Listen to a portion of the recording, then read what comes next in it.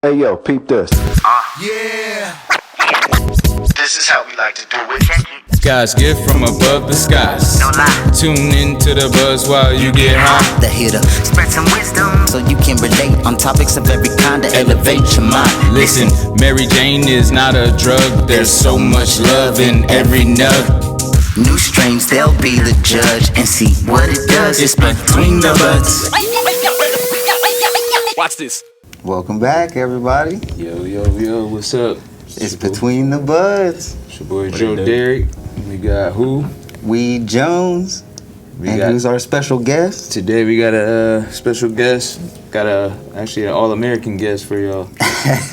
Appreciate it. We'll yes, sir. We'll let him introduce himself, but happy to have him a part and to be able to have him share his story and some of his ideas and journey in the cannabis industry. Yes, indeed. Just life period too. For sure. I appreciate y'all having me on. We appreciate you coming on. Gerald Moore Jr. Yes, sir. So I appreciate y'all having me on, man. I'm thankful. I've been watching what y'all been doing, and it's needed. It's needed in the Ohio industry. So thank you. I'm definitely honored to be here. And like I said, I'm a former All-American at Ohio University. I'm a husband, a father, an entrepreneur, creative, founder of Ohio Cannabis Report, Athletes in Cannabis, published author, published model and actor, caretaker. I do a little bit of everything. So, ex-NFL, free agent with the Oakland Raiders. So I've had a lot of life experiences, man. And so I'm just looking to share, with the community and let them know how cannabis has impacted and benefited my life. Thank you. It's an honor to have you on our show, on our platform, to kind of help spread your story for sure, to the world. For sure. It's all about education at the end of the day. Sharing stories and letting people know that we come in all shapes and sizes. You know what I mean? You can do a lot of different things. We've been told for so long that you smoke cannabis or you consume cannabis and you can't succeed at a high level. That stigma behind it. Right, the stigma. So just really sharing the story about it. We'll start with some general questions and then, obviously continue our way on. But one thing I guess that we do have in common, and I guess we can shout out to all of the authors, Courage in Cannabis, all the book series, being published authors about with different stories with a similar plant. For sure. All with the same plant, I should say. Shout out to Dr. Bridget. Shout out to Dr. Bridget and all the authors. all the Courage in Cannabis authors. Shout out to your courage. Yeah, for sure. And I think that's one of the biggest things, Broderick was in volume 1, I was in volume 2. And it really takes courage, especially in a time like today where to tell your story, behind something that's been illegal, it's been frowned upon for so long, and to come out publicly and back it is a big thing. And so even for me, like as somebody, like a lot of people may look at me and be like, yo, he's courageous, he's this big football player. But it took a lot for me to share my personal story. And even coming on platforms like this and sharing some of those things, because that's where you become vulnerable. But it's important for people to see that, because especially our youth, because a lot of people are struggling with different things, mental health illness, anxiety, stress, death, grief. We just got over COVID. So cannabis helps to feed off of that. How would you say cannabis helps you medicinally? In so many ways. So, I started consuming cannabis when I was about 16 years old. Okay. And as a high-level athlete, I grew up in the DMV area. And so I was playing football and basketball. DC chilling. Yeah, so shout out to Wale. I don't know Wale, but shout out to all the homies in the DMV. Shout out. But, playing high-level sports, you start to really feel your body getting banged up. Yeah. You know what I mean? So once I turned like 16, 17, I had some friends that was smoking. I was like, yo, I'm gonna consume. And I saw how it made me feel, and like it made my body feel relaxed. So for me, it really helps with pain management. It helps with stress management, anxiety. It helps me with rest. So as an athlete, you get really high, right? Let's say you're playing in front of 30,000, 100,000 people. Your adrenaline is so crazy. So then think about like an hour, 2 hours, 3 hours after the game, you still up here. Yep. Like, but you done, like you need to be able to chill out. And so consuming cannabis is one of those things that you might consume and then it's gonna mellow you out, allow you to sleep. So there's a lot of different benefits. Yeah. I used to use that for soccer a lot. Right. And I think one of the key words you said too was management. That's something that's important with all substances, but even with the plant, is you got to be able to manage it. And this cannabis is definitely something you can manage if you take that approach. Right. And I think that's, when we come to education, right? Like my degree's in healthcare. So, I studied the Western medicine system at, Ohio University. Got my degree, got my bachelor's degree. And so nowhere in my studies was cannabis, right? Yeah. So literally I got my degree in 2012. And so whole time I'm playing football, I'm a Division I All-American starter. I would say you got 150 guys on the team, 80% of us are smoking. Yeah. You know what I mean? Yeah. But that's it. That's your preferred method. yeah, you know what I mean. So just going through the questions. No, you good. I'm just feeding it off, as you said. I'm feeding it too. Well, and so is your preferred like intake method? Well, I would say back then. Now, that I'm a parent, and there's more options. I feel like now that it's legal. Back then, that you didn't really have a lot of options. Yeah. You might have some edibles. So like my college pop days. cans and all type, Right. all Yeah. stores You making gravity bombs. Yeah. We had me and my roommate. Shout out to my guy Bussy. We had a gas mask. You know what I mean? Yeah. So like we went. It was a party school, man. So like in college, we was really living it up. But all I knew was rolling it up too. You know what I mean? But it was also seen as a community thing. So like for me, it's like you hanging out with the homies, a bunch of teammates. Yeah. Everybody coming together. Like we put the weed in the middle of the table. We gonna roll up, and you gonna have one. I'm gonna have one. And so, culturally that was a thing. And even growing up, like even though I didn't really know weed like that, my grandfather grew weed in the basement of the house that I grew up in.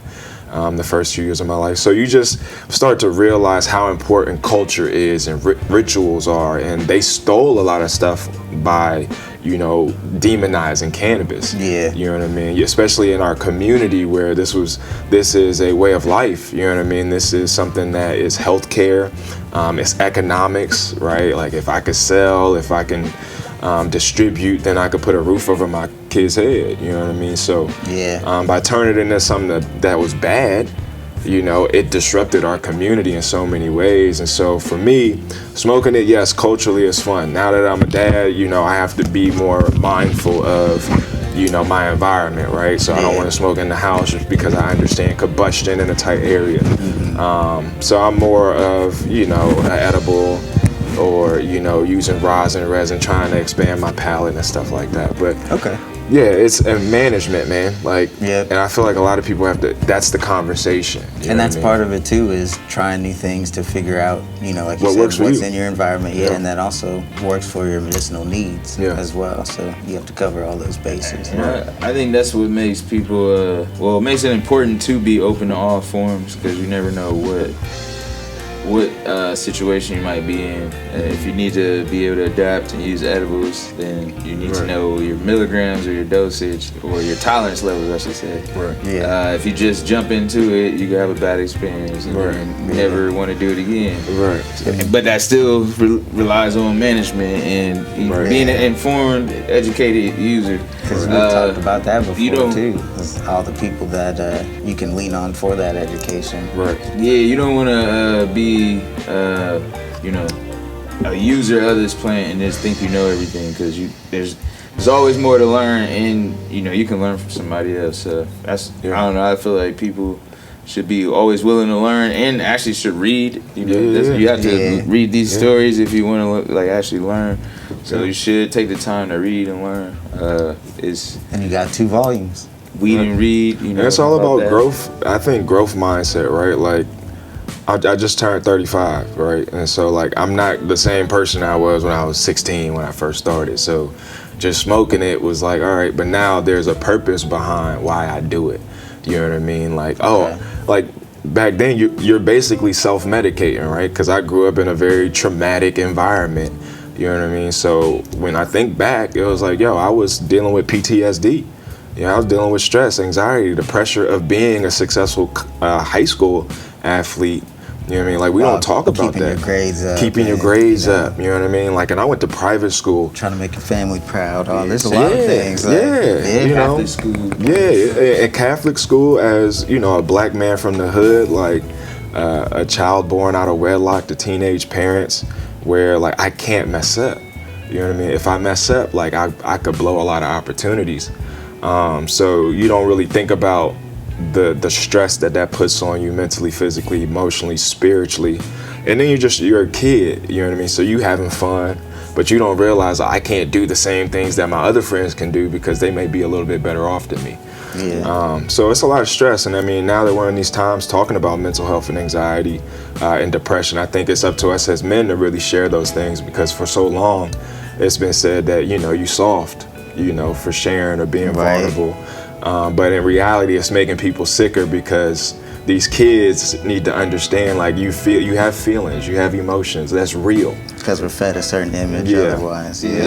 I think I agree. I think it's important. We need to share, and I also think too, though, it's also like it's how we respond and show our actions to those. Like, so, like we all, you know, we have to go through our hurdles, but it's like important that we continue going through them and not, like, you know, it's easier said than done, but don't give up. Like, we gotta fight. Like, it's not an easy fight. So it's like you gotta actually put the work in, because nothing comes easy.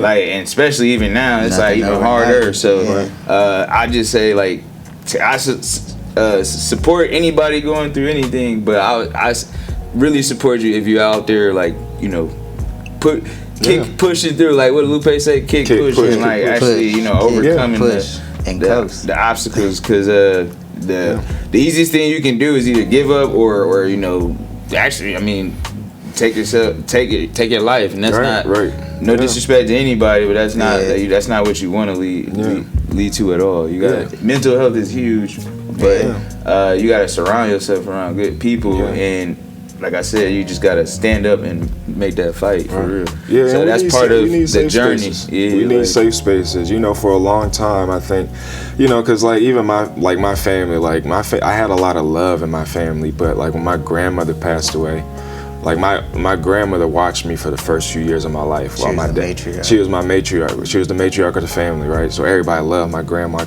She held it down. And so my dad and my mom were teenagers when they had me. And so my dad went off to college, and so I basically lived with my grandma. And I turned 6 and she passed away, and you could, like, now you see like how everything just crumbled, you know what I mean, as soon as she passed away. Then my aunt passed away. Yeah, the foundation. But also, you know, it's like my granddad, he was one of them hard-working black men. He could do everything, but he also drank, he smoked, you know, he old school, played a bass. So there's just a lot of trauma in an upbringing like that, you know what I mean? Growing up in the hood, so there's violence, you know what I mean? But I had an aunt that lived in the suburbs, so we'd go out there all the time. So I got to see a lot, but I grew up in that village, and then we moved away to Maryland. It was really me and my parents. So I grew up like an only child, but then you get to see like the difference between like where I grew up to like DMV. I'm like, damn, like, and it's like I didn't even want to go back. Because it's like, it's so like depressing. Like night and day. It's night and day. Yeah. But you don't think about the mental stress that comes with that. You know what I mean? And being in a whole nother environment, not having family, just lost my grandma. And back then we wasn't talking about mental health. Like my parents, we didn't go to therapy.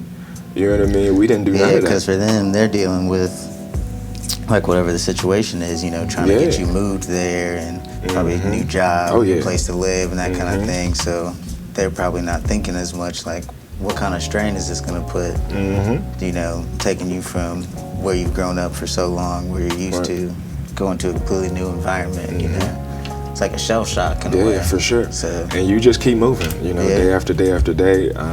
But it's important to talk about those things and find people that will allow you to talk about those things. And I feel as black men, that's what we have to do. As an athlete, I really started to learn about mental health when we had a sports psychologist come through at OU. And he basically taught us about mindfulness and visualization mental preparation and understanding your emotions and things of that nature. Because as an athlete, you have to be able to compartmentalize a lot of different things. Yeah. You know what I mean? There's a lot of ups and downs throughout every single game. You're going to be injured. So really being able to train your mind to push through a lot of things. And so that's where my mental health has come from. And understand, like, you're going to go through a lot of shit. You know what I mean? It's going to be tough. Like, you're going to lose, you're going to fail, but you get back up. You know what I mean? You keep trying. Life is going to happen. You know what I mean? You're able to get, hopefully from the lessons, get some emotional intelligence and strength. Yeah. And who you lean on, man. Yeah. So, faith is huge to me. Spirituality, family, friends, finding things that you like to do. Stretching yourself. Like I was, encouraging cannabis. I was nervous to write because I didn't like writing. You know what I mean? So it's like actually sitting there and writing and typing out my story and reading it back. It's like challenging yourself. Yeah. So, finding different challenging things to do. That all helps with the process and just growth. It's all just growth too. Yeah. A lot of times we categorize anxiety, fear. And it's because we're in a space of growth. It's change. Yeah, it's like just unfamiliar territory. I'm proud of both of y'all for telling your stories, honestly. Yeah, appreciate it. Published authors. Yeah, we publish. As black men, we got go buy it on Amazon. You know what I mean? Go cop it on Amazon. We show them some respect. Request it's at a library in Ohio near you. Yeah. And as somebody, and digitally too, right? Yeah, you can get the ebook. I believe the ebook is free. Paperback is like $12-15. So we appreciate all the support, man. I think in this time, we need more education and we need more support of people who are willing to share their stories, because there's so many great stories in this book of people with cancer or veterans or just other ailments and illnesses. Yeah, some people things all walks of never life would have even thought of. Right. So and we're all dealing with something. At the end of the day, everybody dealing with something, and so we can all kind of relate to somebody's story, and it's important to share those stories and uplift those stories. So yeah, man, for sure. Would you say you're do you have a favorite terps? Favorite terps? Yeah. I would say limonene, okay, carafilene, linalool. I'm really, some of those more lower, like, we would say indica-leaning, right? Okay, really. That's Calming, More relaxing. sativa, indica, hybrid. Yeah, more indica-leaning, man. Yeah, so for me, it's like more the body, right, when it comes to pain management. Yeah. So, as athletes, we don't really talk about our pain, right? Because as a football player, you built up to be tough all the time because you can't show any signs of weakness because everybody watching what you do to try to make a play on that. You know what I mean? So if I show any sign of weakness, let's say in the game, they gonna key on that and they gonna be like, oh, he's safety, he tired. Yep. We about to run at him. You know what I mean? So for me, I've mentally been trained at a very high level, and so it wasn't until, really the last few years where I had to start sharing like my ankles hurt. Yeah. You know what I mean? And we don't talk about, and this is why a lot of athletes fall off because they are in so much pain. You can't do the same things you used to do. You know what I mean? And that's a hard mental thing when you when I go work out, I'm used to just moving weight. Yeah. Well, now it's like, damn, I don't even want to do it no more. You know what I mean? Because I know my ankle's gonna swell up. Shift. You know what I mean? And so you gotta find something else that work for you. So now it's like instead of hooping, I gotta go ride the bike or I gotta deliver pizzas or something. Whatever. Yeah, you know what I mean? Go for a walk. Yeah, whatever you can do. But the lifestyle has to change a little bit, and it goes back to that management. But that's what cannabis helps me with because it just helps relax the body, right? It helps relax the muscles. I had to do some martial arts or something. You got to stretch more. Yoga. As men, we feel a certain type of way, but yoga is a really great practice. A lot of some of your favorite athletes do yoga. If you don't use it, you lose it. So for sure, yeah. And you got to take care of your body. You know what I mean? You only get one. And so I know for me, I've already done a lot of damage playing football. So I'm all about prevention, you know what I mean, and maintenance. And so being able to stretch and move, being able to run, that's something that you still need for your mental health. I got children, so being able to play with my kids and, you know, run with my son, those are very important things. And so I gotta stretch. But cannabis also helps relax the body. That allows me to get deeper into that stretch. Okay. And so that's why I started Athletes in Cannabis, because a lot of people don't realize a lot of athletes are using cannabis. You know, people say it's a performance enhancer. It's like, no, it helps them mentally, physically, really emotionally, and spiritually. You know what I mean? Body and mind. You know, and athletes are typically trying to do what's best for their best performance. Yeah. You know what I mean? So people are like, oh, athletes don't eat McDonald's. Yes, they do. But they just work it off. Right. And you're not going to eat McDonald's for every meal. Exactly. Not that all day. Like, you just manage it. You manage it, right? Everybody has their cheat day. Right. You know what I mean? But it's like you can't have a cheat day and you don't train 3 times a day like these athletes do. They wake up at 6 a.m., 4 a.m., go train. Weight lift, go run, hot, cold tub, they go get massages, therapy. So a lot of people don't see the behind the scenes of what it takes to maintain the physique and the mindset of an elite athlete. And that's something that, again, a lot of these athletes consume cannabis because there is so much coming at them. You know what I mean? You got girls, girlfriend, mom, dad, TV, media, you know, school, like we said, and that's a lot. Especially at 18 to 25, 30 years old, and you're the richest person in your family. So everybody coming at you for money, opportunities. And so as athletes, like, you know, we have to be able to do something that's gonna help us stay sane, you know, in that process. And some guys do go to the pills, some guys go to the bottle, some guys go to sex. There's a lot of different things that you could go to. A lot of vices. A lot of vices, you know what I mean? And so some guys go to a whole nother business. I mean, start a business. I mean, there's a lot of things, and you know, but you know, as an athlete, you just get thrust in there, and there's not a lot of like people really helping you. You know what I mean? Not a lot of support. It's like you gotta keep planning for the future too. But you mentioned something about elite. This kind of leads me to my next question. What's an elite munchie or snack that you prefer? So I mean, again, like on being an ad, like I'm a sugar junkie. You know what I mean? So I love cookies. You know, I'm a chocolate chip cookie type of person. That's number Sundae. 2. That's second one in a row. Our last segment, our last episode, they said cookies on there too. Yeah, I'm a muncher. Chips, salt and vinegar. What's the Lay's or the? Nah, I forgot. They come in the blue bag. They the baked joints. What is it? Baked salt and vinegar. I forget the brand. I get them joints all the time. They so good. But yeah, I mean, I eat, man. I eat. I mean, that's always the reward part of whatever is around.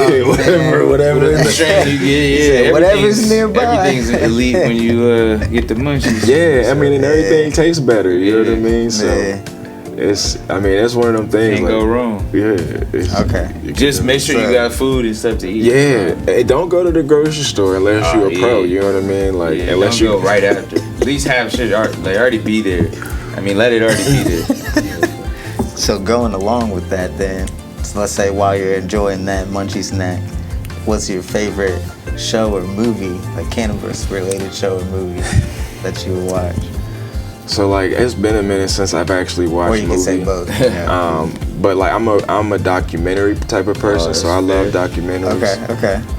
But I mean, if we going with movies, it's got to be like How High, Half Baked, something like that. Chappelle's Show or something like that. You know what I mean? Cat Williams. Like, cause I grew up on that stuff, right? Like, and it's so classic, and everything is like hitting, like even right now. So I'm somebody like that. I love music, so. Music or something like that too. All right, give us a documentary too. Let's say if you was deep in it one day, deep in the zone, like, you know, what's a good one? I mean, the 13th. On Netflix? On Netflix. that's a Or good one. Grass is Greener. I like that one. Okay. There's a lot of stuff on YouTube too. Like I like watching like original content, man. So there's a lot of stuff It's on like YouTube. Growers House or something like that. Yeah, I like seeing behind the scenes. Yeah, I like seeing the behind the scenes of like the big cultivators and. Yeah, we're hooking up our viewers right now. Yeah. That's why I'm asking. I'm like, Yeah, I mean, and like I've been a stay-at-home dad the last few years, so like I've had a lot of time to kind of like I've never been, cause like playing sports, I never watched a lot of TV. You know what I mean? I was always busy doing something, so I never really got to watch a lot of TV. Didn't play a lot of video games. So like now, the last few years, I've been able to like just sit there and watch stuff. You know what I mean? So that's been cool. yeah. What if you could change? Boondocks too. Oh yeah, Ooh, there, that's another. That's good one. top Shout out flight Virginia right Beach, there, Virginia. Yeah. If you could change one thing about the cannabis industry as a whole, what would it be? Oh, you already know. We got, social And equity. As a whole, you know, we could talk about the state, but Right. also, That applies to the entire industry. Yeah, you can go again. So for me, I've been an advocate, an activist the last few years. I didn't come out publicly about my cannabis consumption until we got medical in Ohio. So like nobody knew I smoked weed or did cannabis. Like I was a captain on my football team. which is fine. You know? No, yeah. I mean, everybody to each his own, right? But again, when you are playing football at the time, like cannabis wasn't legal like it is now. So if they found out, like I got drug tested over 6 times in the NCAA. Yeah. And so people don't understand like that pressure. Like if you fail a drug test, bro, like that's going on ESPN. Yeah. Like when you come out on Saturday and you are All-American free safety, why he ain't playing? Yeah. Oh, failed team rules. Oh, failed the drug. Then everybody do the deep dive. Failed the drug test. Oh, he's smoking weed. Now he a pothead. Yeah. You know what I mean? They start throwing all these names and stigma stuff out comes there. Yeah, they ruined Josh Gordon's life. It's not, man. They've ruined so Man. many, and we only talk tale as about old the as big time. ones. You know what I mean? And pause. We only talk about those, but we don't talk about like there's a lot of college athletes that have lost out on careers, and I know a handful of them that I played with. Like one of my best friends was an MLB player. Shout out to LJ Hose. He knows I share his story. One of my best friends growing up, he got drafted out of high school to the MLB. We used to smoke weed all the time, going to Wizards games before like shit was crazy. Yeah. This man signed. Yeah. This man The signed early for, days, bro. yeah. This man signed for $500,000, I think, or something crazy. You know, we like 18. Yeah. You know what I mean? He brought a brand new Lexus. We pulling up under the Wizard Stadium, but he'll let me drive while he rolling up. We driving from Maryland to DC. So fast forward, he didn't go to college. He was recruited by North Carolina. He played for the Orioles and the Astros. They would move him up. He'd play on the majors, and then they'd move him down, and they would drug test him, and he had failed because they wasn't drug testing the major guys. Yeah. So what happened with him is I think he failed like 3 times. It was like the 3 strikes and you out. You know what I mean? So his last time they had moved him down, he failed, and I'm like, bro. And like he was a good player, you know what I mean? Like he was a solid hitter, getting on base. And so like that's a story. And then like one of my homies, T Mac, he got drug tested his senior year at the bowl game, failed. So what do you think the NFL scouts is saying when you fail a drug test? He a weed hit, he a pot hit. And if you not the number one guys, they don't care. Right. You know what I mean? But they need everybody else. You know what I mean? And so you have so what does that do? Like most guys don't have nothing to go back to. You know what I mean? Like most kids is coming from urban environments. That's so their all or nothing. Yeah. You know what I mean? And so you take that opportunity away from a lot of guys. LaVon Brazil, he played for the Indianapolis Colts, failed a few drug tests, out of the league, balling. You know what I mean? And like, what does that do? That ruins lives. Yeah. It's also like social equity. I've heard social equity for sure. Yeah. Well, and that's huge in so many aspects. But like, I feel like I've heard, and it's not fair either way. But like they've wanted athletes star athletes especially to be like accountable and not get caught up with that shit. But then it's like I've heard places only test star athletes, and then there's people that like the other athletes they get by, and it's kind of like that's not fair either because. No, so that kind of goes back to the equity, yeah. Well, again, what we got to understand too is we don't own these leagues, right? So these are for-profit corporations. So they really don't care. They don't want you to fuck up their product. You're the talent. You work for them. Yeah. And so a lot of people don't talk publicly about this stuff because, again, unless you're Tom Brady, unless you're somebody that is a major star, like you don't get that benefit of the doubt. Patrick Mahomes. It's just kind of funny to me. Say Jalen Hurts. Say they had like a perfect season, and after the season they find out so and so's been using cannabis. It's like, okay, did you forget you just had a perfect season? Right. Well, yeah. It's like you said, you're the talent. Yeah. They just gave you a good product. The rules are so whack, and they're starting to change now. But I get it. I mean, shout out to USC. They got the USC. CBD. USC and cookies. I mean, in Major League starting MLB. The MLB's doing, and the thing is, they're all doing CBD deals. But it's like, again, our culture, our community needs to understand. Misinformed. We need to be having these conversations at a high level, and we're not having it. At a very high political level. We're up for, November is, the presidential election. I haven't heard Trump or Kamala talk much about cannabis legalization, decriminalization. Because they're not worried about that much on a federal level right now. But even at a local level in Ohio. It's important, but they're definitely not. But again, who does that affect? A lot of black people, right? Because government housing is controlled by the federal government. Correct. You have Medicaid. Veterans can't use it. Yep. You know what I mean? So again, we have a lot of black veterans. I got cousins that's veterans. I got a lot too. Thank you all for your service. Thank you for your service. But also people have to speak up, man. Like everybody has to understand they have a voice, they have rights, and we need a collective of voices. Yeah, it's not fair for the government to make things harder. So, I mean, they're supposed to make things easier in most aspects, but like, at the same time, if that's the case, then the people are supposed to take action, and that's kind of what's been the issue now. It's like a lot of people these days will be, they'll post something behind screens, but then it's like, let's take action and go, talk. Let's go talk to your local representative. Let's go actually, learn or send an email. Same way you send, social media post, send that to your local representative. And they gotta learn it, but they gotta be willing to learn it. And the crazy thing about that is, like, it's hard. It's not easy to teach people, especially people that already feel like they know everything. So, or are already just behind. Well, that as well. But at the same time, even if you are behind, you still can. If you put in the time, you still can. Like, I feel like make up some ground. It's just about like being exposed to the right, resources and opportunities, and that's why education is important. Like equal education. There's, we both went to Catholic schools. I don't know if you did, but it's a private school. You had to pay for that. Most people, you can't even afford that. And like my mom, luckily we had a scholarship opportunity for academics. Financial aid.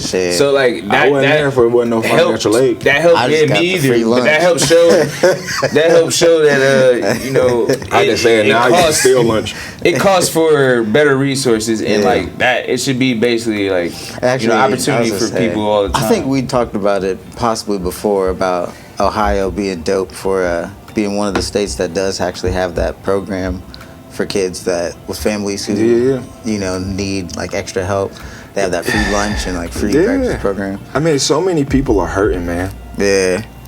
At the end of the day, the poverty rate is really high, and that's why cannabis is a beautiful thing, because again, it's an economic development thing. Yeah. It's a healthcare thing, and so I think there's just a lot of opportunity, and it's unfortunate that we have to have so many programs for youth. You know what I mean? To just eat. I didn't mention this, but I'm also the president of a nonprofit called Green Environmental Outreach, and we work in communities basically trying to, it's kind of like the Black Panther program, trying to get resources into urban and inner city communities. Okay.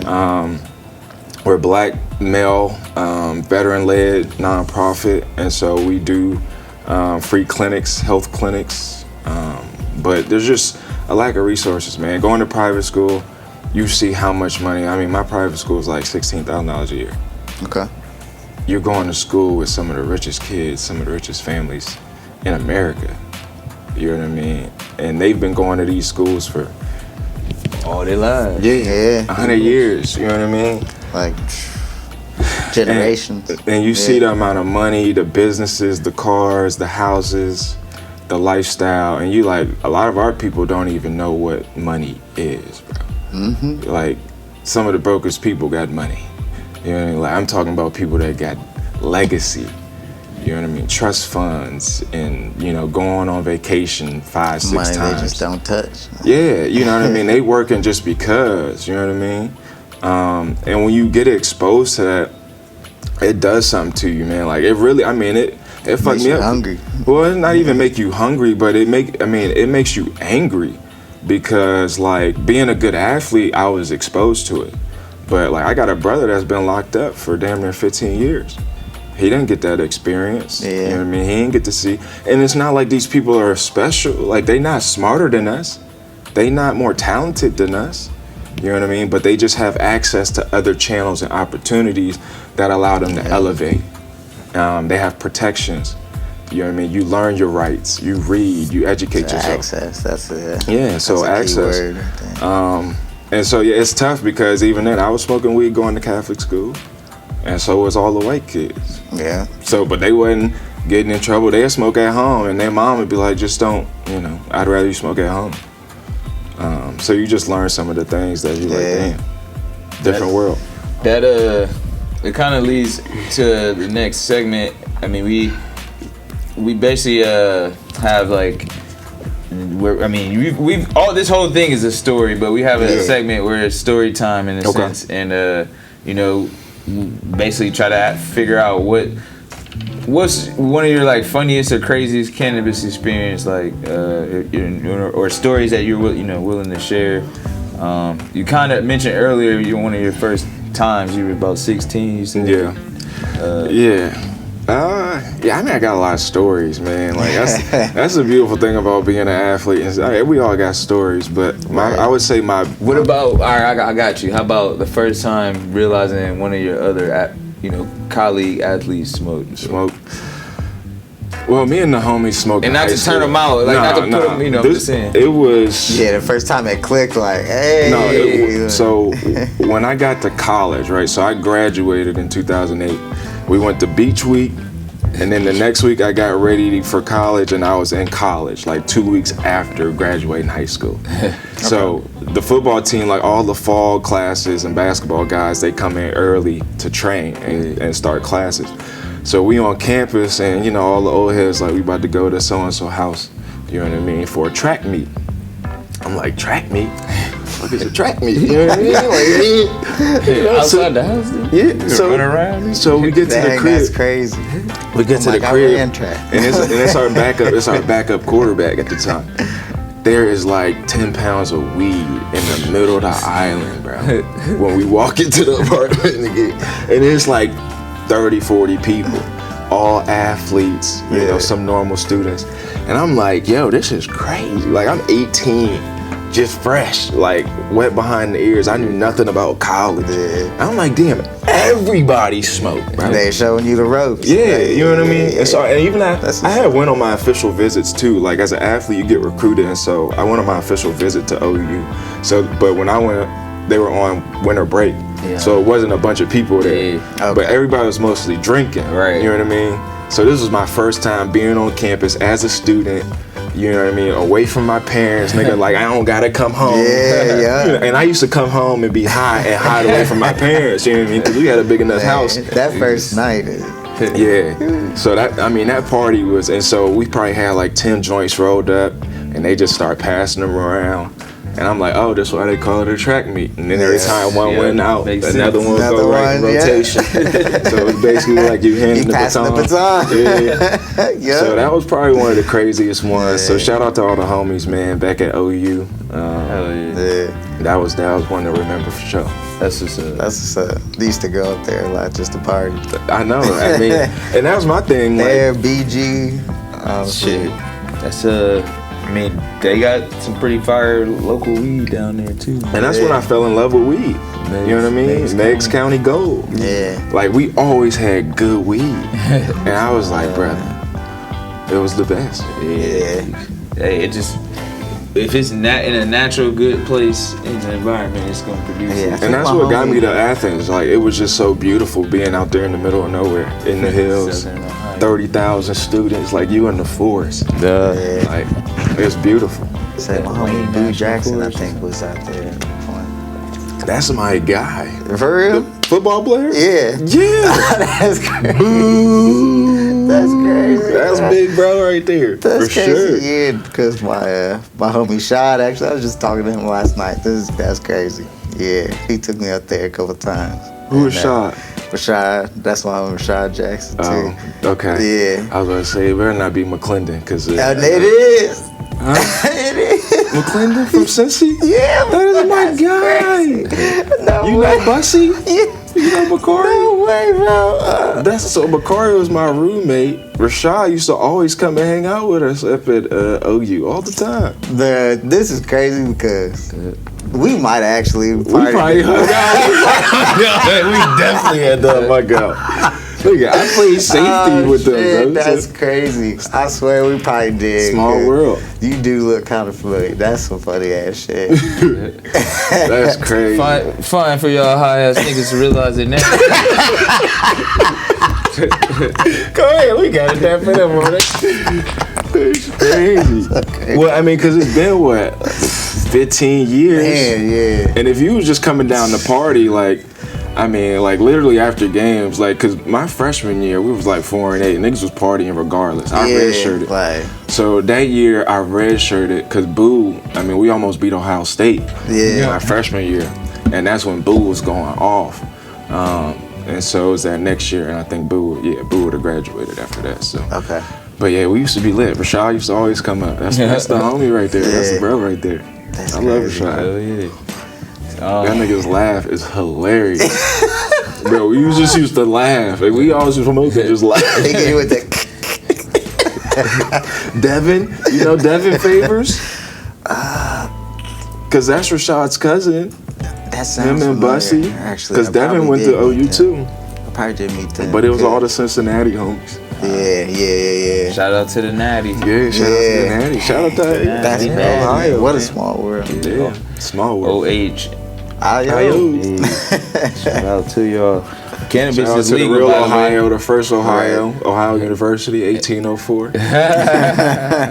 Shout out to my Bobcats. Hey. Oh yeah, I got a shout. Said, all right, man. We got love. For sure. But so speaking of cannabis and how it helps people, we talked about how it helps like mental health or just medicinally, period, in the form of wellness. But there's also ways that it can help people artistically or creatively. So. Would you say there's like how would you say it helps, or would you say it helps with your creative skills at all? For sure. Or creative things. For sure. I mean, we help me with everything. Like, it's a full life thing. You know what I mean? Like, it helps me be a better husband, a better father, better friend, better human.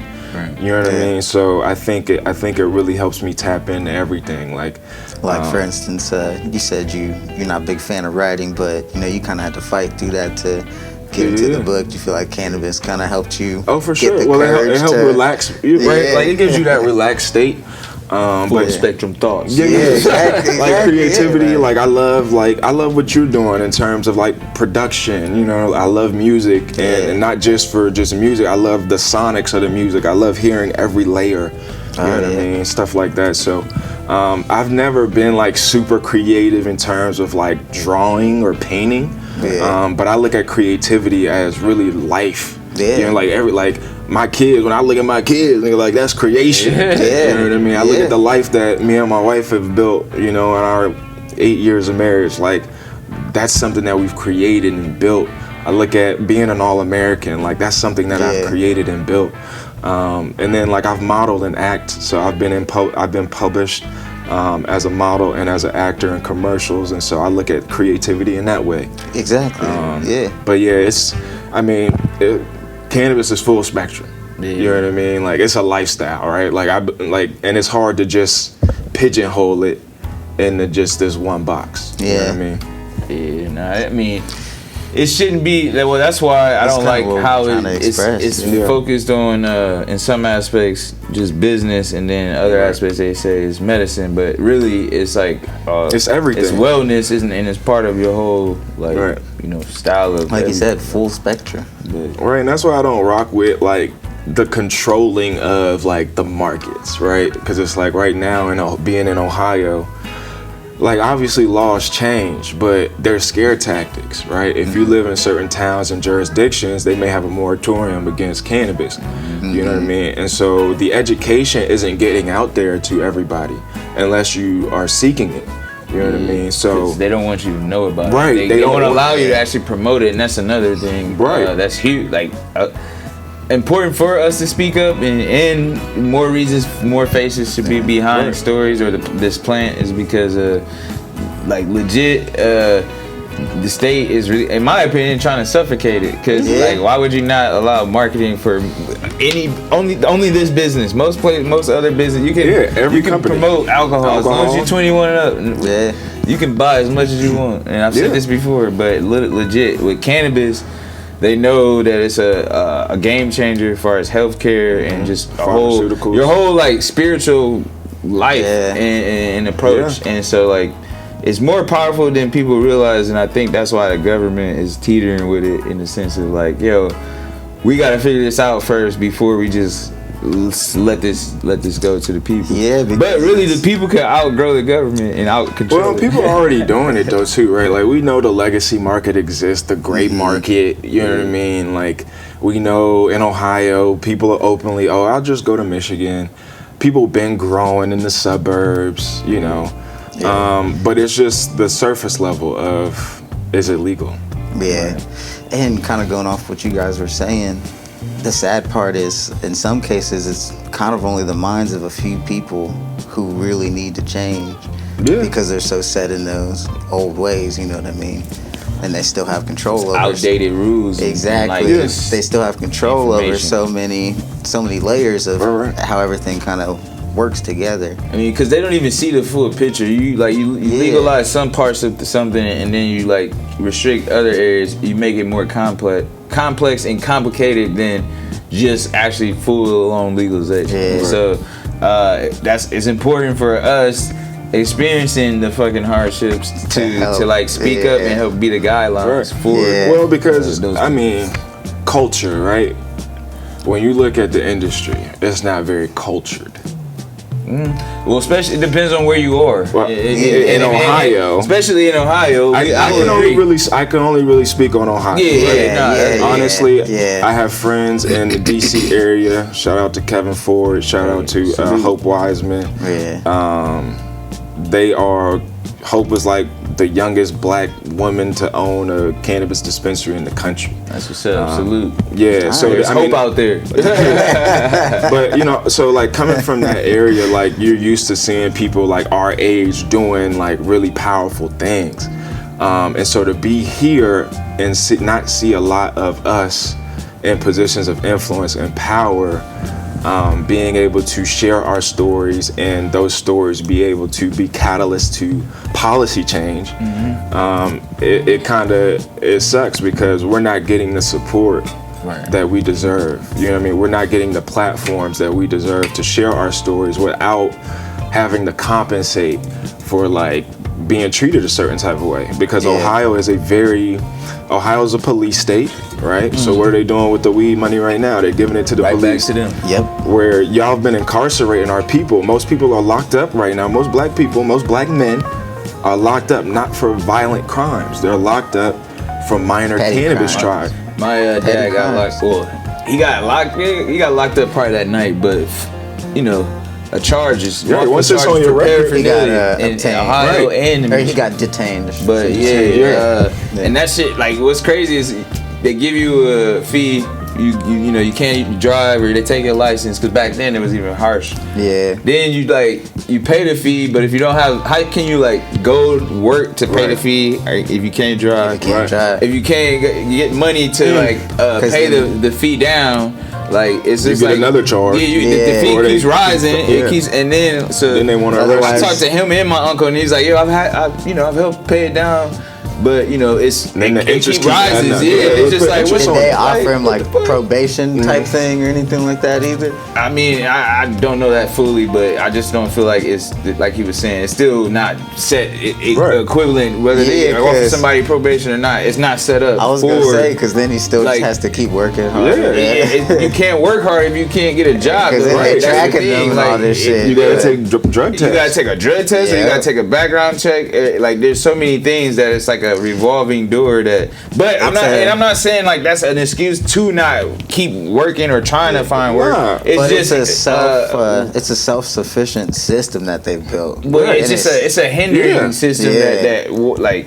It's a vicious cycle that they've created that basically is hard to get out of once you swept up in it. Like, and it's like, if you don't have the money, it's all money based too. Yeah. Because again, like you said, if you can't pay that one fine, it keeps adding up. Yeah. And then typically we're working low wage jobs. You know what I mean? Like, we're not executives, we're not CEOs. So the money that we're making compared to the money that an executive or a lawyer or a doctor or, you know, even an electrician sometimes, like, we can't afford some of these things. And then people look at you crazy. People treat you crazy. Like, oh, you should just stop smoking.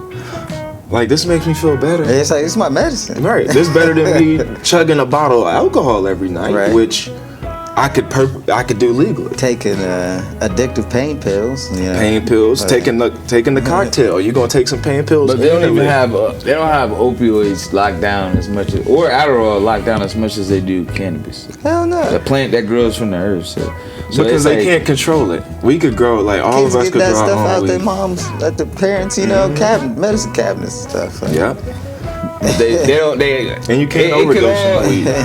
Well, in the end, this all still falls back on one word: management. Because it could all legit be, you know, you can have a kid access the wrong anything, alcohol, pills, cannabis, sugar. But it's sugar, too much sugar, shit, caffeine. Let's talk about it. Let's talk about it. Look, people don't even make coffee no more.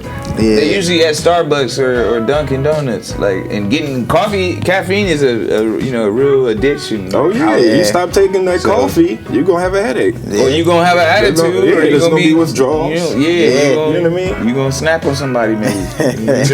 Caffeine, whatever, caffeine D. I don't know. Yeah, but your CD. It's a lot. Vitamin C. No, vitamin C.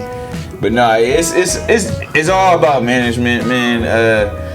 I will say, like you mentioned, I mean, and to touch a little bit further and stronger on this subject, social equity is such a big word. I know that it's broad, but to really like almost dumb it down or even just make it plain and simple, it's just there needs to be more black and brown ownerships, executives, ownership levels and like businesses in throughout the entire cannabis industry, but especially in Ohio, like rest in peace, Jackie Solomon. We lost one, unfortunately. Sapphire. And, I forget the processing name right now, but the name of the what was it? Dang it. She owned a processing facility and she owned a dispensary. But Queen Bee Extracts or something like that. Okay. But yeah, at the same time, I didn't realize that she had her own process. Yeah, like, and what really sucks is, I know she was ready to just get over that hump for as adult use and to really see some things come back. And fortunately, lost her to cancer.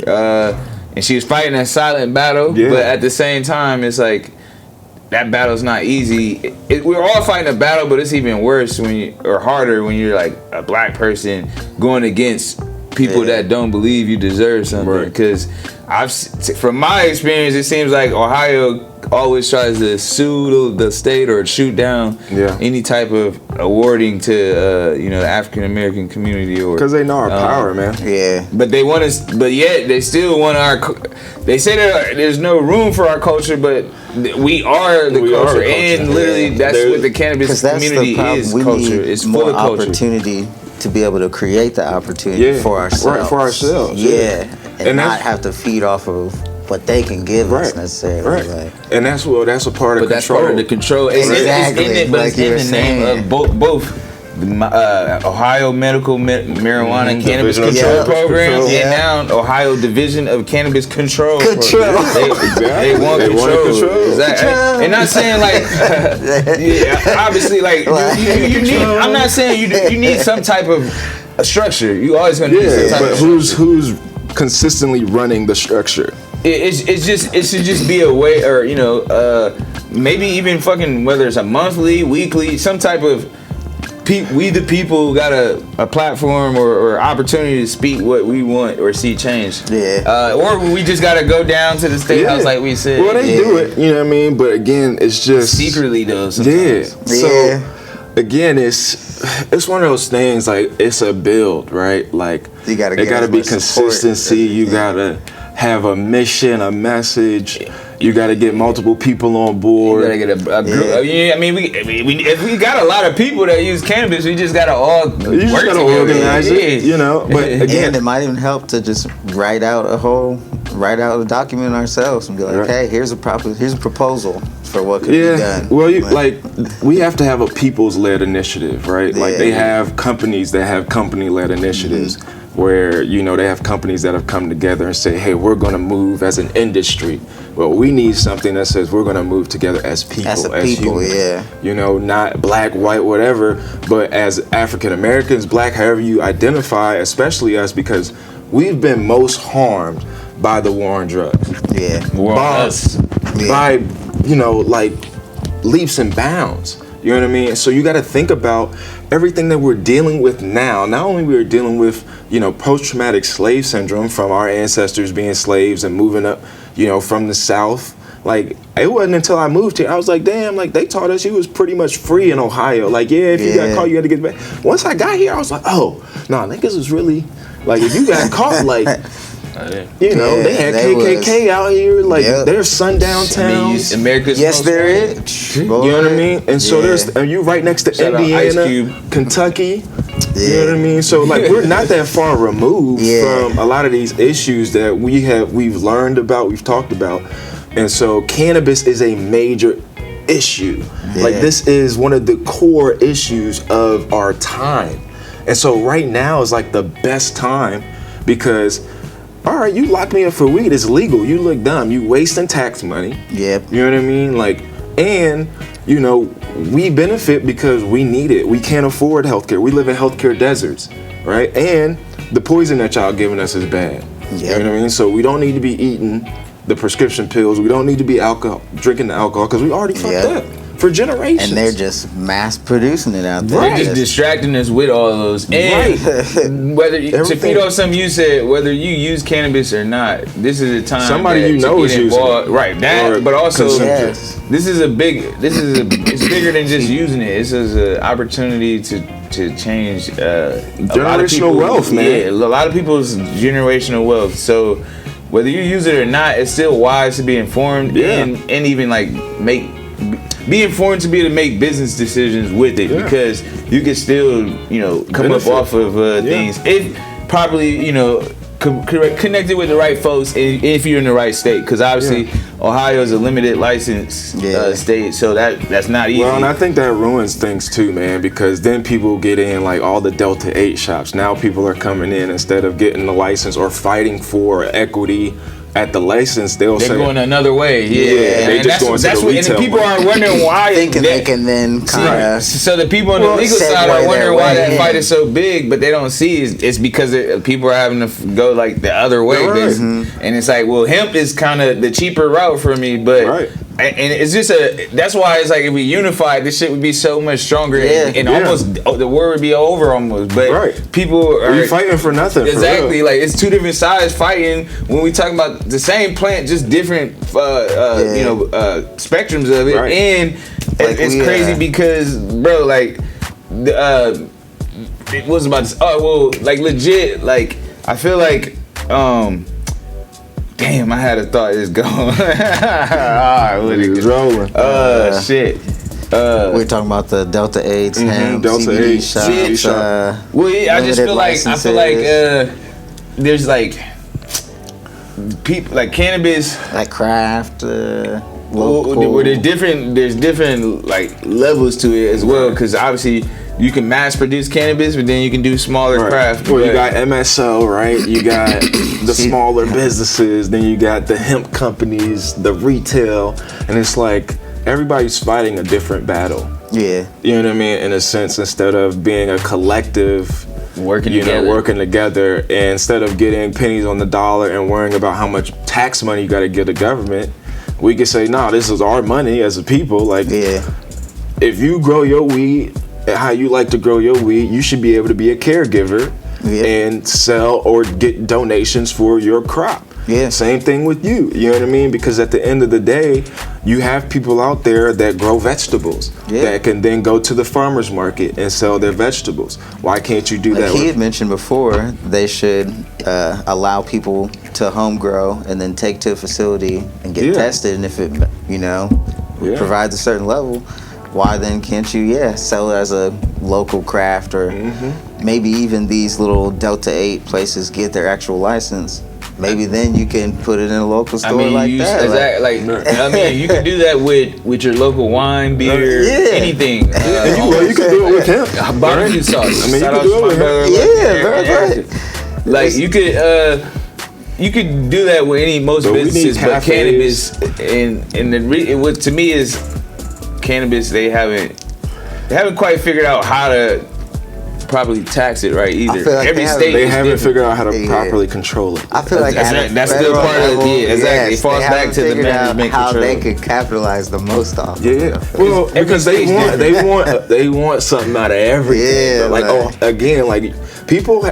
And our people, I'm talking to our people, bruh. We have to learn Ohio politics, man. 100%. We gotta read the rules, read the writings. Because like when you say like, and like me too, like, but the last few years, like I've been so busy with kids, like, and I've been wanting to get way more involved at the political level because nobody, like, we've talked to Senator Juanita Brent, you know what I mean? Casey Weinstein. Casey Weinstein. And you talk to these people and they're like, we're not talking to that many citizens. Like, there's not many people going to the people that craft the laws tell them what they want. They might send emails. There's a couple groups that, send out they community go to the social media faster than they go to the We're doing it on social media faster. All the time. And you can write to them on social media. Like, you can do it to them, like, on like, Twitter. But it's better to do it through their official. Yeah, because that's when they have to abide by it. Address it. And then, like, they have to read it. And so one of the things I learned about Ohio, like, during COVID, I was doing a bunch of research on Ohio.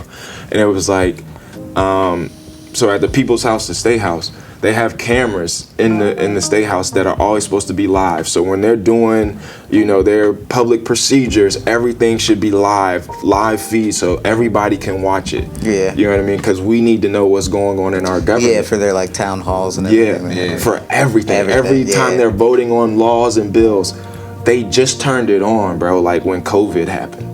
Those cameras have been in there for like 10 years or something like that. So what does that mean? Like, people weren't getting access to the information. Until we all sat down, had nothing else to do. People start getting curious. Right.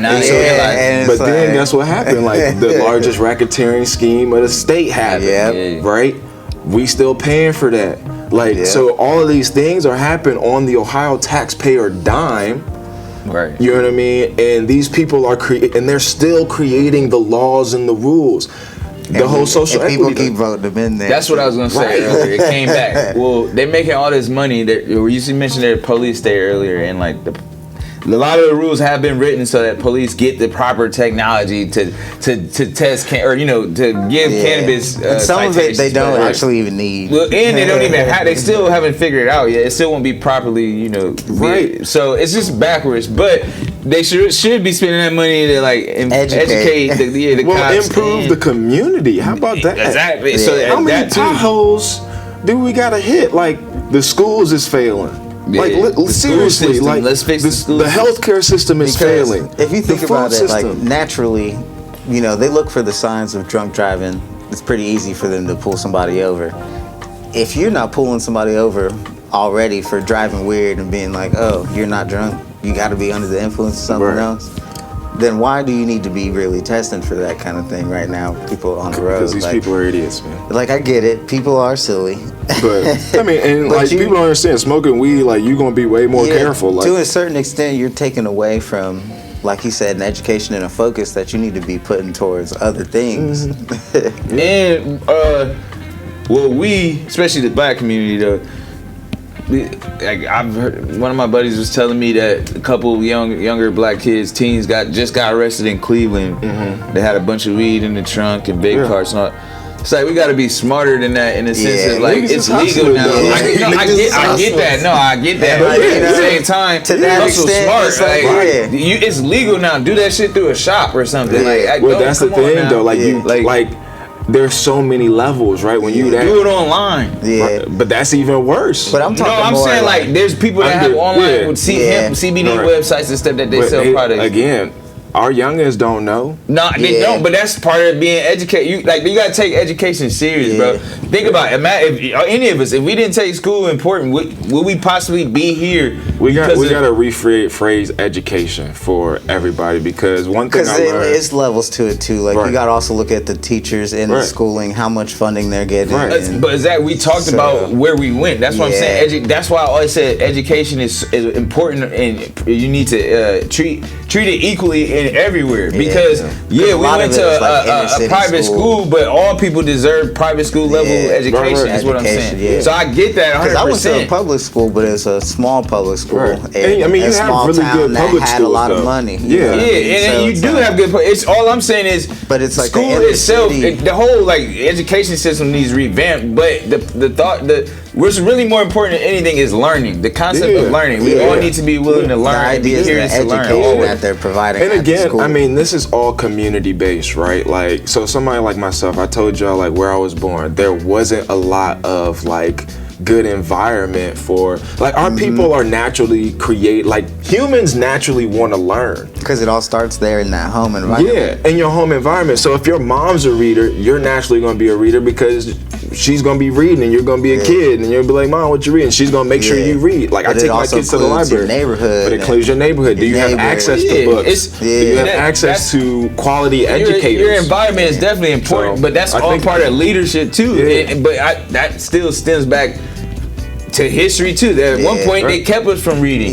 Now we have the ability to read, and it's like it's not clicking. That's all I'm saying. Well, the problem is, right? Again, let's say you have my parents, right? Teenage parents. My dad had a 1.6 GPA. The nigga was put in the Scared Straight program because he was selling drugs, fighting. He had a kid at 17. Nigga barely went to college, let alone read. This nigga was in the streets. We need more support programs for those kind of situations. Programming. Like my grandmother was a hard-working woman. She worked in a factory. My granddad worked in a factory.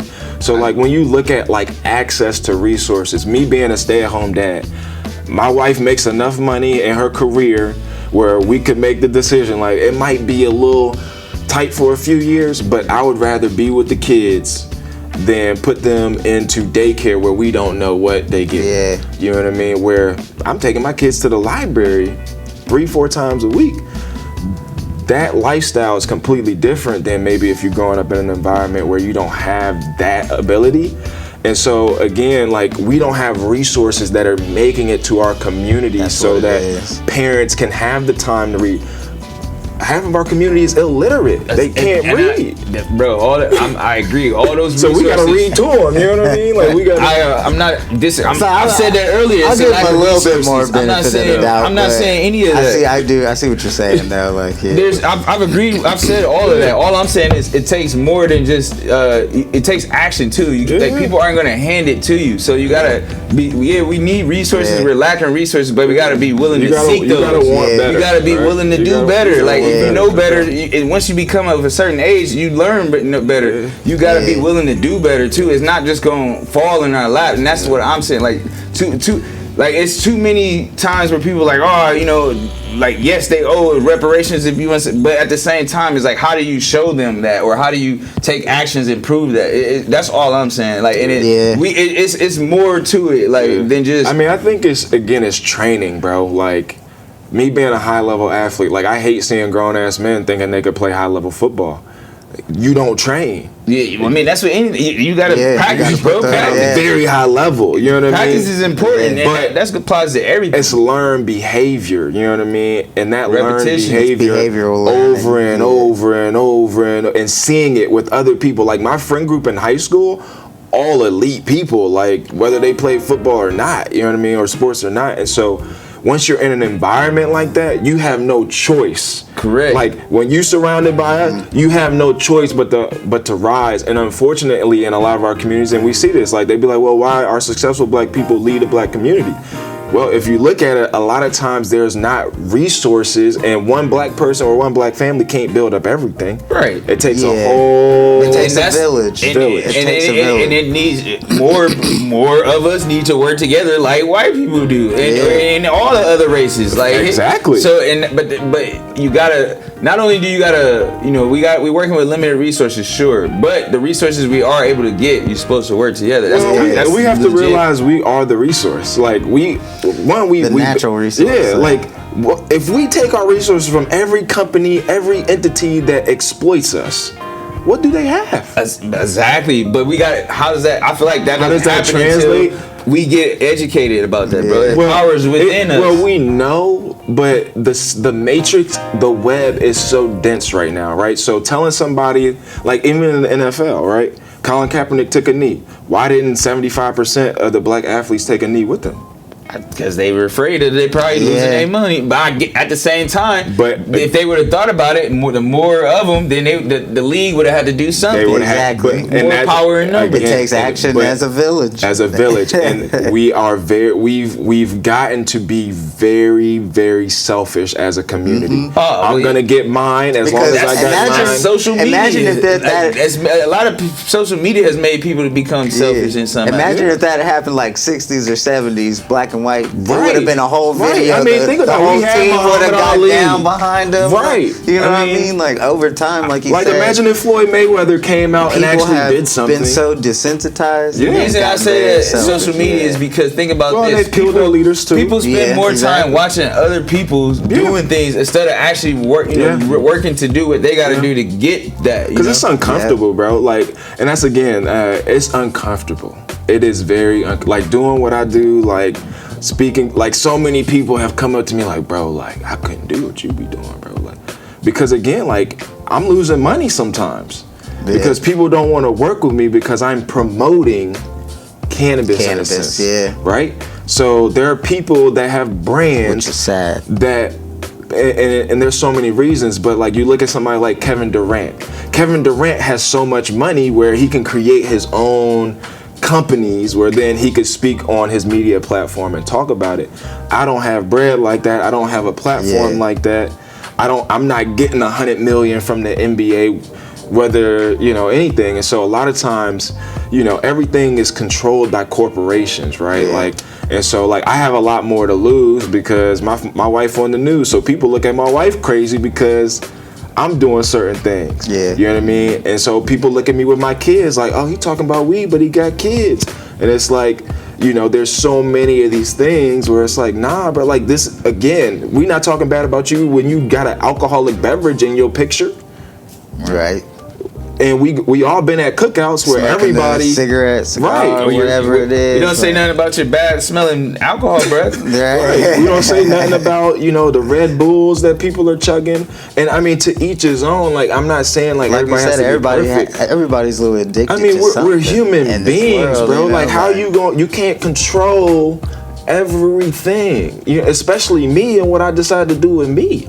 You know what I mean? But all we can do is educate ourselves and understand that, you know, this is an opportunity to help people. Yeah. This is an opportunity to grow our economic base. We can't just be a country in a world built on war.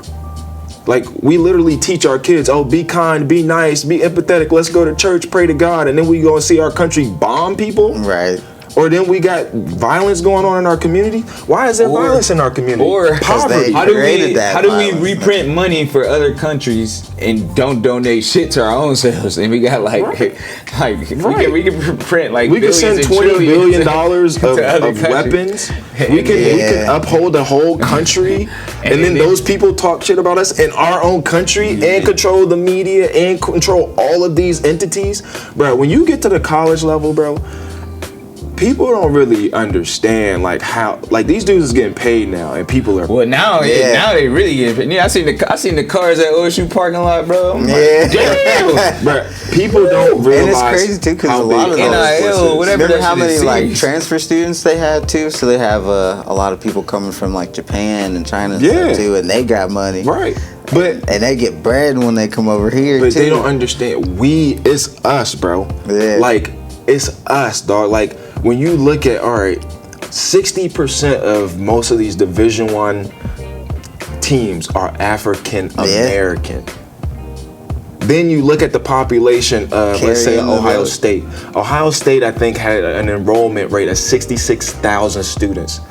Probably 6,000 black students. Man. Then you have 100 of them on the football team, and they're making all the money. Get in there. But I gotta also, they're gonna probably hate me. I don't care. I'm making this point. Ohio State, I've seen the frat houses and sorority houses for the black people versus the white people. Yeah, we ain't. Bro, it's like a big ass row for black people. We lose it, bro. I'm like, where our shit at? They're like, yo, like in these apartments back here. Like, what the? Yeah. And I'm not paying for no frat. Like, no, you don't understand I don't what I'm not. And what's crazy?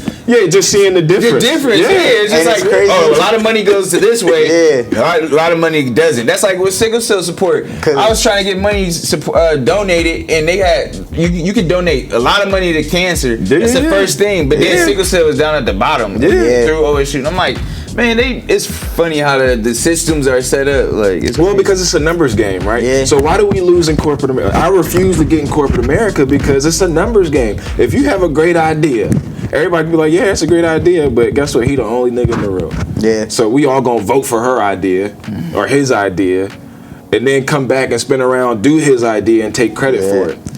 Like, that's what's been happening, and we don't talk back about it. We just accept crumbs. And we're at the day and age where we have social media, we have the internet, we have these experiences, we have real world issues that we're dealing with that we're not talking about. I've told my stepmom when I was in college, I was like, yo, we should be getting paid. Like, I literally watched the school go from being trash to us being top 25 in the country, to selling out every game, to being on TV 15 times. Yeah. That's money, bruh, that we wasn't seeing. Thankfully, my girl and her family used to come. My parents came to a couple games, but it's a lot of my teammates who were superstars who left that stadium by themselves. Couldn't get a dinner, couldn't get a ride because that was an NCAA violation. Probably wasn't gonna make the league, might make the league. So you gotta understand, like, everybody else is making money off of us. We're coming from the harshest environment and situations. We have the most pressure. And working towards something bigger.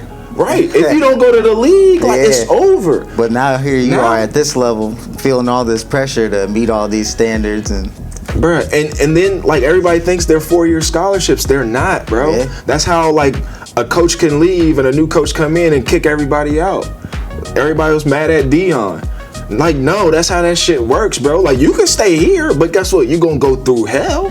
Because if you don't fit our scheme and what we like, I didn't recruit you. Yeah. You know what I mean? So It's you're like not the you type was of with player. the old wave. Right. This is the new Right. wave. And we have to change the mentality and the mindset of this program. Y'all were losers. Now we're gonna be winners. This is how this is gonna.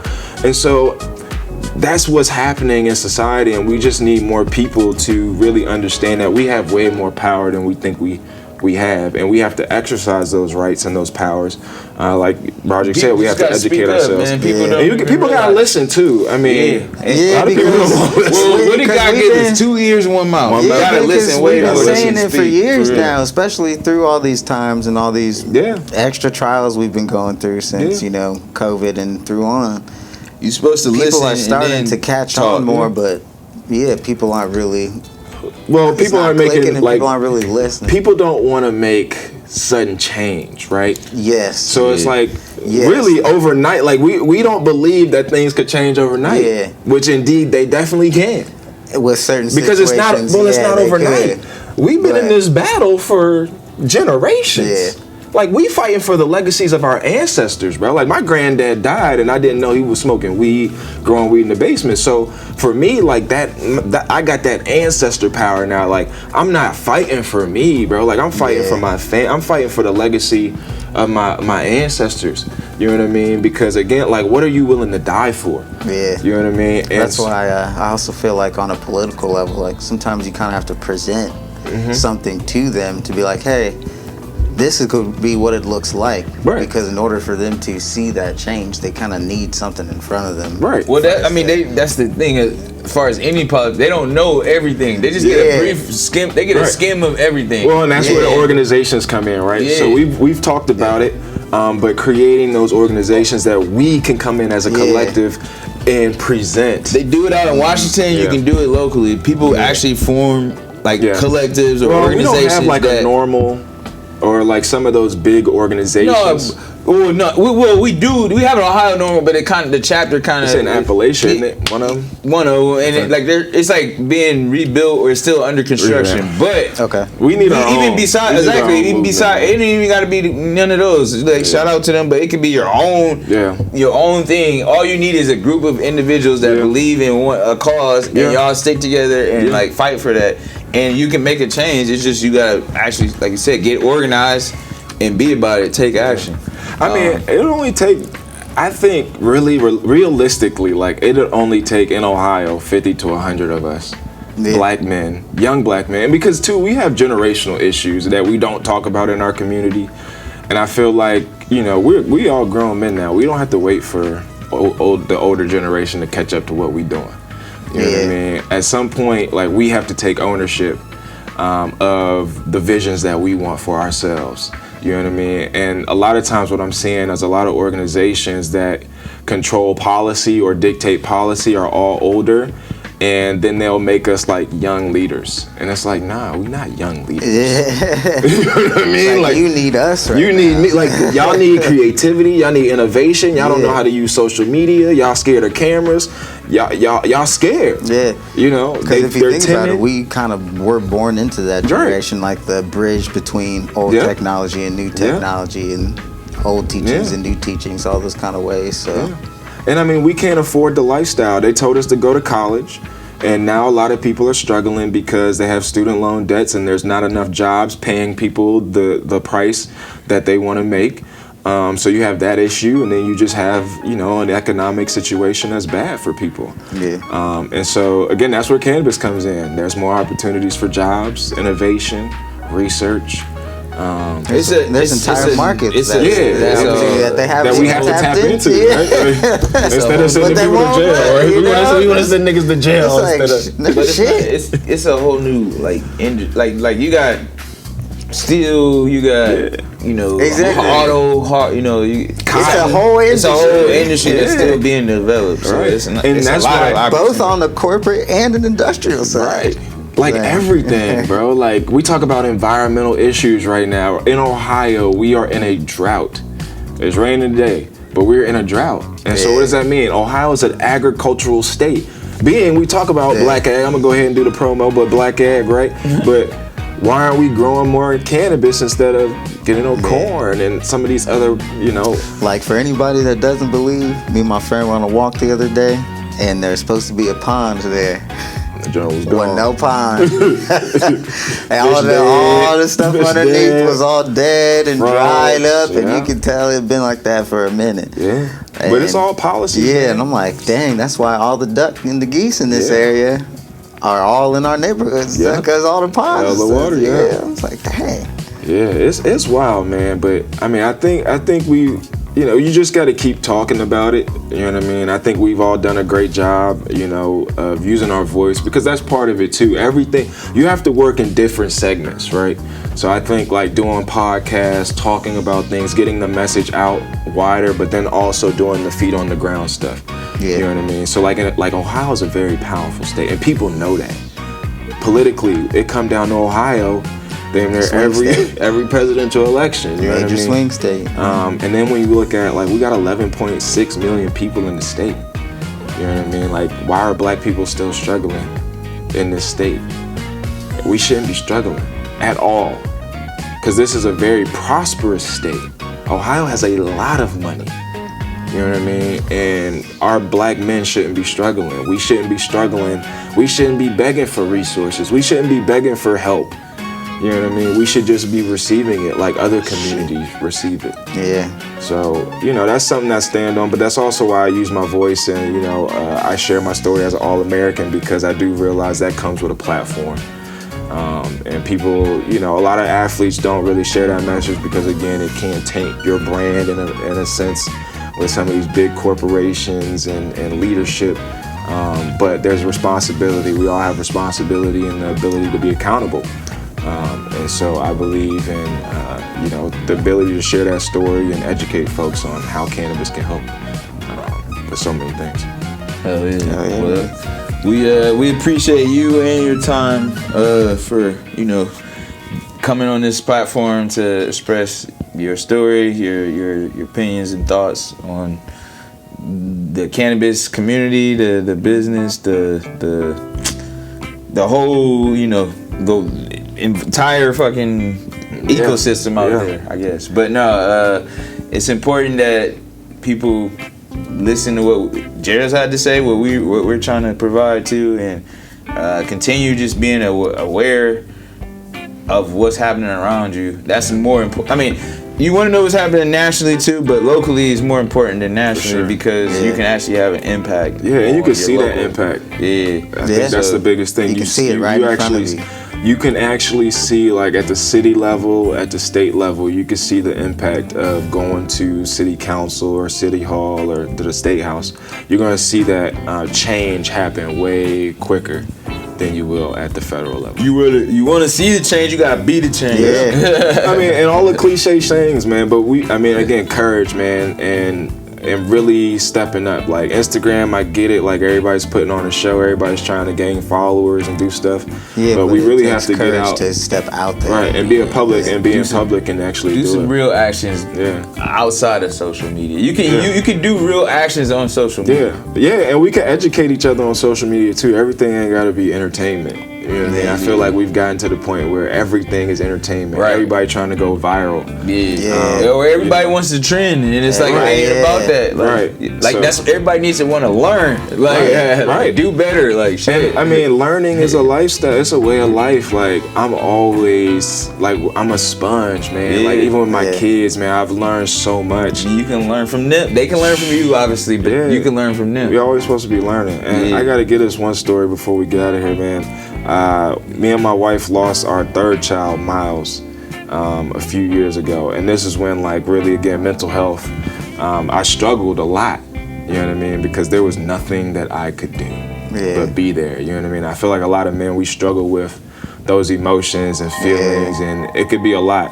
And it was a lot. But cannabis really helped me in that process, you know what I mean? Of just...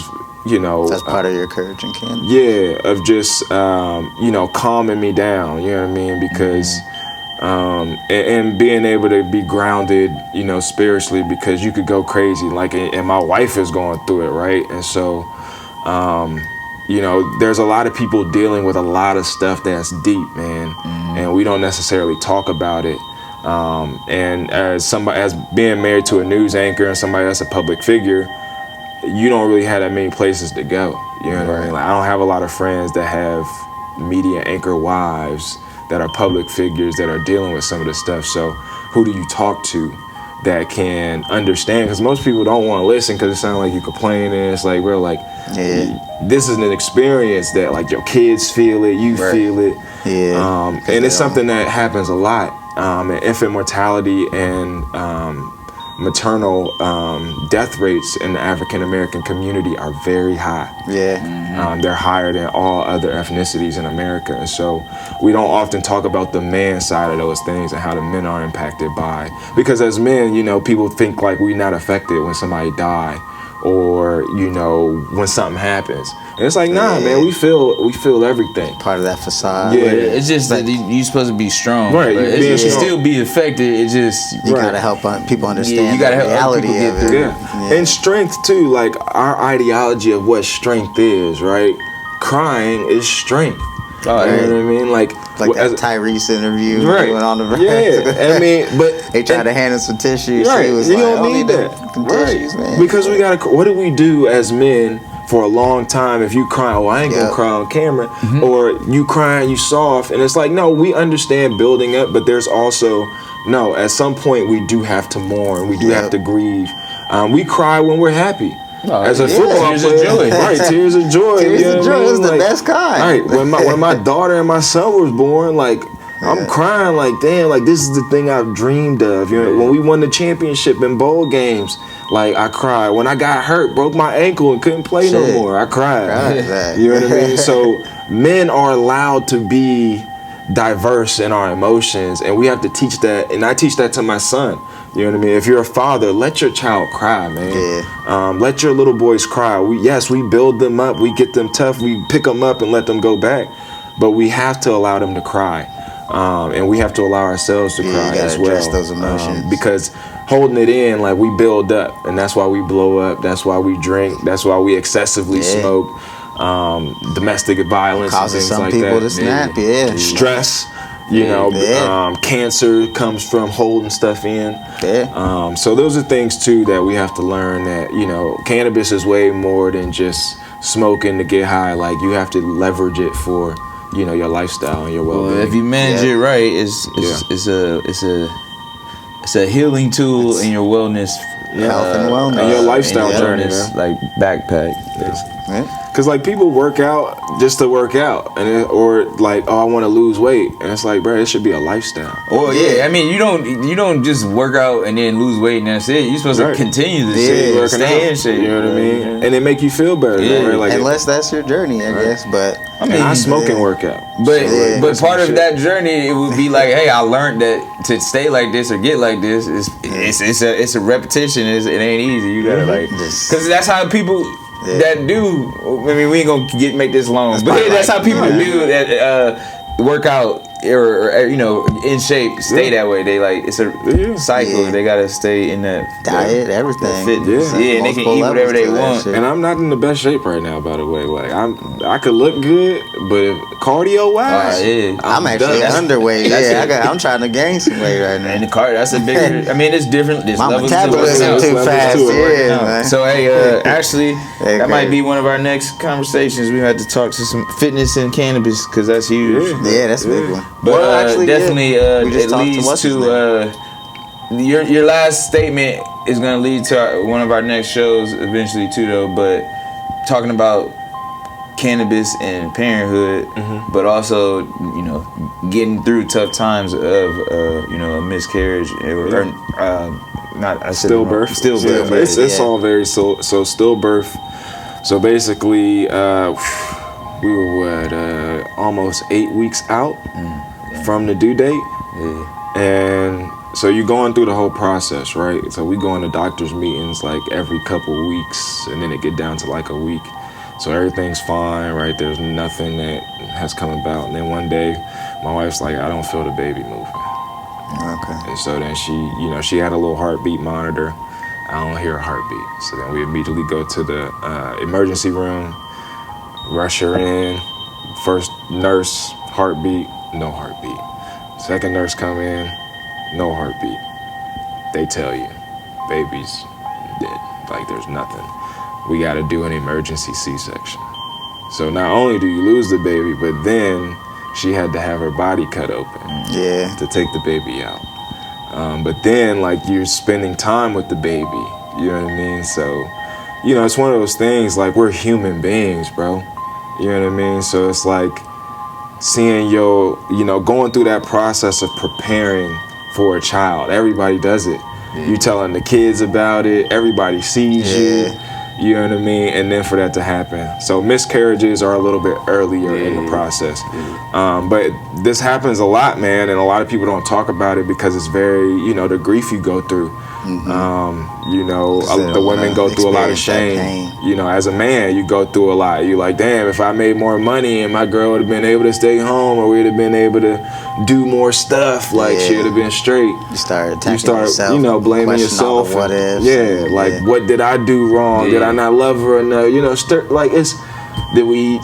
it's just like, you can't do that. You know what I mean? But internally, that's what you do because we're human. She questions herself. But then your relationship goes through stuff because now, she doesn't feel good. Right. You know what I mean? She has to heal. Mentally, she is, in a space. So you gotta heal mentally and physically. Spiritually, because if you're a spiritual person, the whole trifecta. It's like, God, why you do this to us? Why me? Right. You know what I mean? And so you start questioning everything. And it gets really lonely, really dark. But there's a light at the end of the tunnel, man. But it's something that happens a lot in our communities, and we have to talk about it. Kudos to let it. I know it ain't easy, but kudos for speaking on the story and spreading the awareness out, putting it out there. Because again, with most stuff, you need awareness or you need people to talk about it. Help other people have that courage as well. Yes. And you can go to Miles's Mission. That's our family's foundation, just to support families that go through stillbirth. Mothers, families, and so we got a project where we provide cuddle cots for hospitals so the baby can basically stay incubated and stay in the room, because sometimes they take the baby out of the room and bring the baby back, but some people want to stay by their child, right? So like when you have a newborn, that baby lives, you lay that newborn on your chest so that baby feels your heartbeat, stays warm. And so this allows your family to stay with the baby throughout the process. So is that a website they can go to? I believe Miles's Mission. Yeah, there's on Facebook. You can go to our Facebook at Miles Mission. It's on Instagram. And I believe it's milesmission.org. Okay, perfect. So we take donations, and all of our money goes to other families and programs, and really just awareness. We're having our Night of Champions event coming up in November, I believe. And so, just really spreading awareness, man, in all facets. And I think, as black men, like, we have to be able to spread awareness about what we're dealing with. Even though we may get a small slice of the pie, we also understand we move a lot of culture, and we can control a lot of things. But if nobody knows what we're dealing with, we can't expect people to really invest in us or, help us. Yeah. So, you gotta take that piece of pie and eat that shit and eat more. I got the munchies.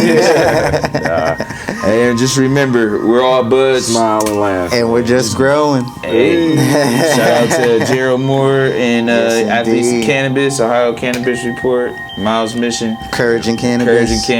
Make sure y'all appreciate go, y'all. Greatness continues. The Healing Collective. Time well spent. Yep. Yes, indeed. Between the Budz, we out. Peace, y'all. Peace. Happy Medicaid. I ain't never still fresh. Oh, what? Well, I'm just getting started. Come on, man. 1, 2. Yo, I ain't never changed my style, still sound fresh. It's a God inside the kid, that's why I sound blessed. Lord, protect me from these hoes, enemies, and friends. The dream came true once I started seeing ends. See, I ain't never changed my style, still sound fresh. It's a God inside the kid, that's why I sound blessed. Lord, protect me from these hoes, enemies, and friends. The dream came true once I started seeing ends. It's been a minute since I've been reminded how I'm a walking inspiration. They ain't no need to find it. But I was in my climate, changed my perspective on the ride back home. From celebrating love at a vineyard that's black owned. Even them days I feel weak, you know I come back strong.